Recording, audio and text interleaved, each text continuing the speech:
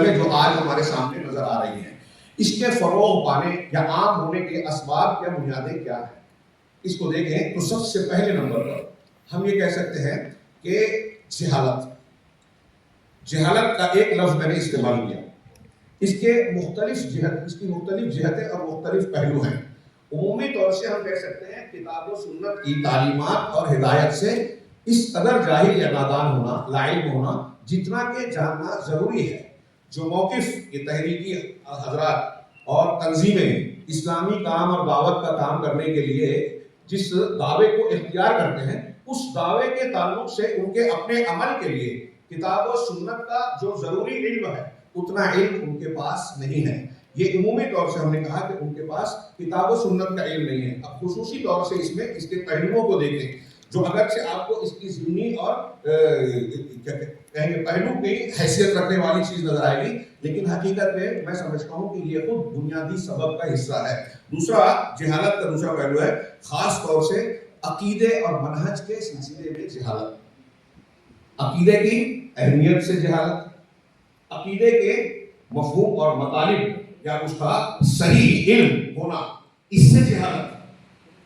بعض معاملات میں مثال کے طور پہ توحید ہے. اب توحید ان کے یہاں دیکھیے تو یا تو اس کی غلط تشریح کریں گے، الوہیت ربوبیت کے معنی میں غلطیاں نظر آتی ہیں، میں تفصیل میں نہیں جا رہا ہوں، یا اس کا لا الہ الا اللہ الوہیت وغیرہ کی جب تشریح کریں گے اور توحید کو عام کرنے کی بات کریں گے تو اس کا ایک محدود معنی جو آپ ان تحریریوں میں پائیں گے جیسے حاکمیت کو انہوں نے بنیاد بنایا اور اس کا محدود معنی محصور معنی بتا کر باقی توحید کے دوسرے معانی اور مطالب کو غیر اہم قرار دے دیا اور اس پر کام کرنے والوں کو طعن و تشریح کا نشانہ بنایا. سلفیوں کو یہ لوگ نشانہ بناتے ہیں. تو توحید کا، عقیدے کا صحیح علم، معقول علم اور میں یہ کہوں گا کہ اس کی اہمیت کے تعلق سے بھی ان کے یہاں جہالت پائی جاتی ہے اور اس قسم کے دعوے پائے جاتے ہیں کہ عقیدہ توحید کی یہ اہانت کرتے ہیں، اس کو ہلکا اور خفیف بنانے کی کوشش کرتے ہیں. تیسرے نمبر پر یہ دوسرا نمبر تھا، میں تفصیل میں نہیں گیا. سلف اور صحابہ کرام کے منہج سے جہالت. ہم اور آپ بار بار ایک حدیث دہراتے ہیں کہ فرقہ ناجیہ یا نجات پانے والے گروہ کی علامت جناب محمد رسول اللہ صلی اللہ علیہ وسلم نے مختلف گروہوں کے بیچ، مسلمانوں کے گروہوں کے بیچ جو بتائی ہے تو بہت واضح انداز میں کہا ما انا علیہ واصحابی. یہیں سے یہ ایک بنیاد مختصر سی تعبیر میں ایک پورا اصول ضابطہ نظر آ گیا کہ آدمی کو اگر جادہ حق پر قائم رہنا ہے، جنت کے راستے سے منحرف ہونے سے بچنا ہے، تو ضروری ہے کہ وہ نبی کریم صلی اللہ علیہ وسلم کا طریقہ اور منہج اختیار کرے اور آپ کی اتباع میں صحابہ کرام نے جو منہج اختیار کیا عقیدے میں، عبادات میں، معاملات میں، زندگی کے ہر شعبے میں، وہ ضروری ہے. یہ شرط ہے کتاب و سنت کی تعمیل کرنے کی کہ اسے منہج سلف کا پابند بنایا جائے. قرآن و حدیث کی تشریحات اپنے اعتبار سے اگر کوئی کرتا ہے تو وہ اتباع ہوا ہے. چنانچہ اس منہج سے بھی لا علمی عمومی طور سے جو موجودہ دور کے تحریکیوں یا تحریک کی بنیاد، تحریکیت کی بنیاد اور تمام بدعات اور انحرافات کی بنیاد میں یہ بہت اہم عنصر ہے، بلکہ بنیادی عنصر ہے. میں نے 2 آیتیں قرآن کی پڑھی، اس معنی کی متعدد آیتیں ہیں. آغاز کلام میں، آغاز گفتگو میں اللہ تبارک و تعالیٰ کے ارشاد سورہ بقرہ کا وَلَن تَرْضَ عَنْكَ الْيَهُودُ وَلَا النَّصَارَىٰ حَتَّىٰ تَتَّبِعَ مِلَّتَهُمْ کے بعد اللہ نے فرمایا قُلْ إِنَّ هُدَى اللَّهِ هُوَ الْهُدَىٰ. آپ کہیے کہ الہدا اللہ کی ہدایت ہی ہدایت ہے.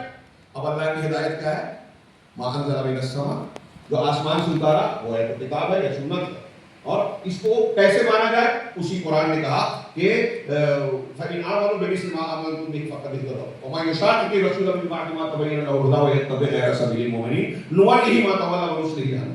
ایسی آیتیں بتاتی ہیں کہ سبیل المومنین یعنی سبیل الصحابہ اختیار کرنا ضروری ہے کتاب و سنت کو ماننے کے لیے. اللہ تعالیٰ نے کہا کہ ہدایت تو اللہ ہی کی ہدایت ہے. اب یہ ہدایت جو اللہ نے اتاری ہے، اب جو اس ہدایت کو، قرآن و حدیث کو، ان کے اصولوں کو چھوڑ کر اگر اپنے من سے، اپنے دل سے کوئی تشریح کرتا ہے، کوئی معنی اور فلسفہ گڑھتا ہے اور اسے اختیار کرتا ہے تو وہ ہوا ہے. اللہ نے کہا وَإِنِ اتَّبَعْتَ أَهْوَاءَهُمْ بَعْدَ الَّذِي جَاءَكَ مِنَ الْعِلْمِ.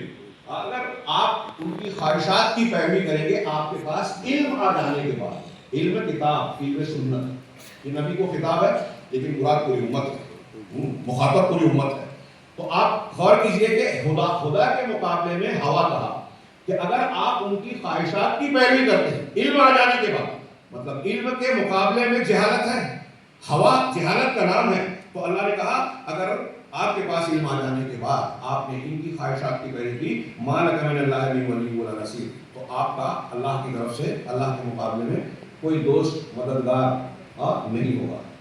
کتنی واضح آیت ہے. اسی طرح اللہ نے فرمایا افمن کان علی بینۃ من ربی، کیا وہ شخص جو اپنے پروردگار کی طرف سے واضح دلیل پر ہے، کمن زین لہ سوء عمل، اس شخص کی طرح ہے جس کے برے عمل کو اس کے لیے مزین کر دیا گیا ہے.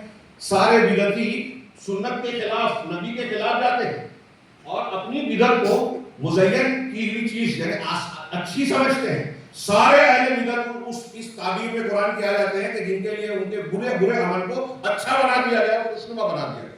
لیکن اللہ نے کہا وَاتَّبَعُوا أَهْوَاءَهُمْ، حقیقت تو یہ ہے کہ وہ اپنی خواہشات کی پیروی کر رہے ہیں اور کیا سمجھ رہے ہیں کہ ہم وہ دین کو اختیار کر رہے ہیں. تو یہ اور اس معنی کی متعدد آیات اس پر شہادت دیتی ہیں. نمبر 4 جہالت کے پہلوؤں کو میں ذکر کر رہا تھا. اس میں کہا دین کی تعلیم و تربیت کے اصولوں سے جہالت اور ان میں تفرید. مسلمانوں کی تربیت کیسے کی جائے، ذہن و دماغ